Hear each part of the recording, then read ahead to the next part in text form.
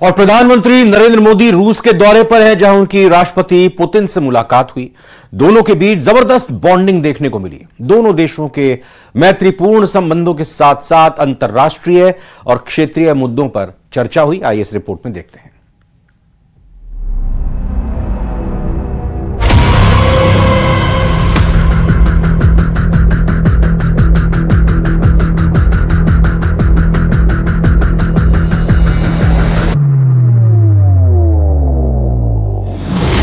एक ऐतिहासिक घड़ी, एक ऐतिहासिक मुलाकात, एक ऐतिहासिक यात्रा,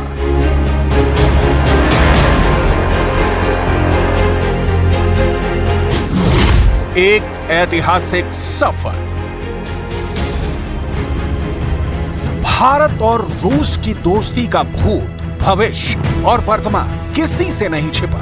सोवियत संघ से लेकर मौजूदा रूस तक दोनों देशों के बीच रिश्ते अभूतपूर्व रहे हैं और यही वजह है कि ग्लोबल पॉलिटिक्स का कांटा रूस की तरफ शिफ्ट हो गया है।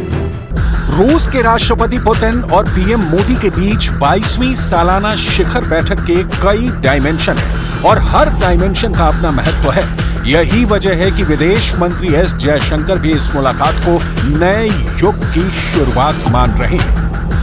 We are after all two countries who have such a strong history of working together, very steady history of working together. So we did, both of us value very much the need for an annual summit. आंकड़ों से समझते हैं कि भारत और रूस के बीच इस मुलाकात के मायने क्या होने वाले हैं। रूस भारत का चौथा सबसे बड़ा व्यापारिक साझेदार है। दोनों देशों के बीच 2025 तक द्विपक्षीय व्यापार 30 अरब अमेरिकी डॉलर का रखा गया था, लेकिन वाणिज्य विभाग से आया डेटा बताता है कि फाइनेंशियल ईयर 2023-24 में द्विपक्षीय व्यापार 65.70 अरब डॉलर पहुंच गया।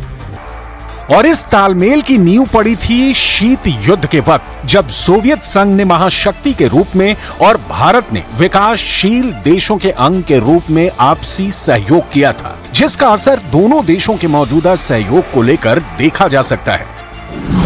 भारत रूस को उसकी जरूरतों का सामान निर्यात करता रहा है, जिसमें दवाएं, organic chemical, electric machinery, mechanical appliances, लोहा और स्टील शामिल है, जबकि रूस की तरफ से तेल, पेट्रोलियम पदार्थ, फर्टिलाइजर, मिनरल रिसोर्स, बेशकीमती पत्थर और वनस्पति तेल आयात होता है। दोनों देशों के बीच रक्षा संबंध भी बेहद खास रहे हैं। इसे समझने के लिए कुछ आंकड़ों पर गौर करना जरूरी है। मौजूदा वक्त में रूस भारत के कुल हथियार आयात में लगभग 47% की हिस्सेदारी रखता है। भारत की थल सेना में T-72 और T-90 जैसे रूसी टैंक शामिल हैं, जबकि MiG-21, Su-30, MiG-29 जैसे लड़ाकू विमान भी इस साझेदारी का हिस्सा हैं। ब्रह्मोस मिसाइल को भारत और रूस ने संयुक्त रूप से विकसित किया है। भारत की आधी से ज्यादा पारंपरिक सबमरीन सोवियत डिजाइन की हैं। सारे क्षेत्रों में भारत और रशिया के बीच में बहुत घनिष्ठ संबंध है और संबंध बढ़ रहे हैं। अब हम सिर्फ रशिया से डिफेंस आइटम्स खरीदते नहीं हैं, बल्कि को प्रोडक्शन भी कर रहे हैं। दोनों देश मिलके भारत में बहुत सारे डिफेंस आइटम्स का उत्पादन कर रहे हैं। तो उस की संभावना है, जिसके बारे में बातचीत करेंगे। चीन से तनातनी के बावजूद भारत ने रूस के साथ रिश्तों का जो संतुलन बनाया है, उसे भारत की कूटनीतिक ताकत ही कहा जा सकता है। यूएन में आतंकवाद के मुद्दे पर रूस भारत के साथ खड़ा रहा है। जब यूक्रेन के खिलाफ रूस ने जंग का ऐलान किया, तो भारत ने रूस के खिलाफ अमेरिका के रवैये की अनदेखी की और तटस्थ रहकर रूस का साथ दिया। ये भी एक वजह है कि मोदी और पुतिन के इस नई मुलाकात का असर अमेरिका में भी हो रहा है। पीएम मोदी की यात्रा पर पश्चिमी देश बहुत ही बारीकी और ईर्ष्या से नजर बनाए हुए हैं। उनकी निगरानी का मतलब है कि वो इसे महत्व देते हैं और वो गलत नहीं है।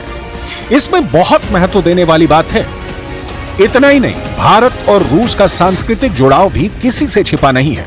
सोवियत संघ के जमाने से ही दोनों देश एक दूसरे की सांस्कृतिक भावनाओं का आदर करते आए हैं।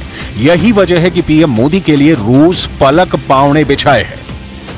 उमंग है पब्लिक सब, we are waiting for him. लोग तरह तरह के लिए प्रिपरेशन कर रहे हैं, सब कोई ये अपने अपने कोई कल्चरल प्रोग्राम्स कर सोच रहा है कुछ है। हम अपने मेनू में भी कई गुजराती डिशेस वगैरह इंट्रोड्यूस किए, lots of thing, even the menu that is made specially, उसमें भी कई नया आइटम्स हम लोग इंट्रोड्यूस किए गुजरात से। That's what's going on. जाहिर है दोस्ती का ये नया दौर एक नया अध्याय लिखने जा रहा है।